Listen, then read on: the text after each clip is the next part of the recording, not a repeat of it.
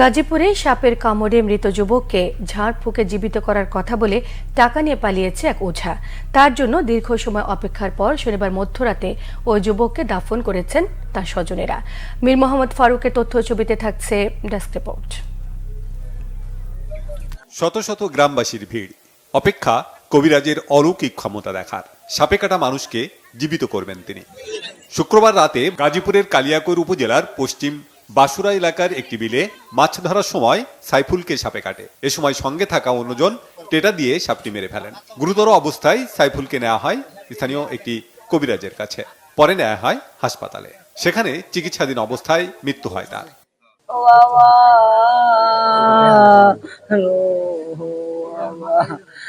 আমি কিচ্ছু গেলাম না, আমি কিচ্ছু গেলাম না। আল্লাহ তুমি আমার বুড়াই দিয়ে দাও। দাফনের প্রস্তুতির সময় এক কবিরাজ দাবি করেন ঝাড়ফুঁকে তাকে জীবিত করা সম্ভব। ও যাওয়ার পর ওকে জ্বালার পরে একজন কান দেখে দিল, দেওয়ার পরে কয়েক নাই। তারপরে কয়েক রোগী আছে, যদি কিনা এখন 20% আছে, মনে করেন যদি কিনা আমি দেখি চেষ্টা করে যদি পারি, আল্লাহ পাক যদি ভালো করে, মনে করে আমার তো নাম হইব এই প্রকার নিয়ে মনে হ্যাঁ অপেক্ষায় রাখছি। রাত্রি হলে সব ক্যাটানে মাছ প্রতিদিন যায়।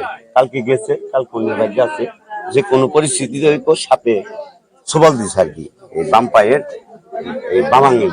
ওই রুগীরে উঠিয়ে আরেকজনের টান দেয়া ডাইরেক্ট মির্জাপুর কুমিদিনী হসপিটালে গেছি। যাওয়ার পরে ওই জায়গায় ভ্যাকসিন দিছে। ভ্যাকসিন দেওয়ার সাথে সাথে নার্স সাহেব বললো কি যে ওর বান্ডা ছেড়ে দাও। পরে আমি বললাম যে বান্ডা ছেড়েন না। পরে নার্সে কয় পাউডার রক্ত চলাচল না করলে সমস্যা হবে। পরে বান্ডা ছেড়ে দিল, আর 2 মিনিট পরে তার একবারে জ্ঞান হলো। খোলা মাঠের মধ্যে আনা হয় কলাগাছ, দুধ, মহিষের শিং সহ বিভিন্ন জিনিস। এরপর নানা তালবাহানা শেষে চিকিৎসার জন্য কড়ি বা ছোট শামুকের খোল আনার কথা বলে সটকে পড়েন ওই কবিরাজ। এগুলা তো জীবনে কোনোদিন শুনি নাই আর দেখিও নাই, আমার বিশ্বাস হয় না। তাও একটু দেখি একজনে একটা আশা দিছে, একটু আশাবাদী যদি আল্লাহ ভালো করে। সন্ধ্যা গড়িয়ে রাত 12টা বেজে গেলেও আর ফেরেনি সেই কবিরাজ। জানা যায়নি তার পরিচয়ও। গ্রামবাসী ও সবার পরামর্শে রাতে জানাজা শেষে দাফন করা হয় ইউসুফ আলীর ছেলে সাইফুলকে। আধুনিক এ যুগেও এমন কাণ্ডে হতবাক সচেতনরা। Banglavision news desk.